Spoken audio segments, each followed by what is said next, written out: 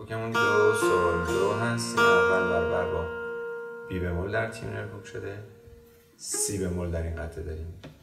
ره ره فا می ره می دو ره می دو می ره سکوت ره فا می ره می دو ره می دو می ره سکوت لا سول سول سول لا سول لا سی لا سول فا سکوت لا سول سول سول لا سول لا سی لا سول فا فا لا سول فا می دو ره می دو می ره. علامت دا کاپو آلفینه رو میبینیم. برمیگردیم از ابتدا تا قسمت فینه تمام میکنیم.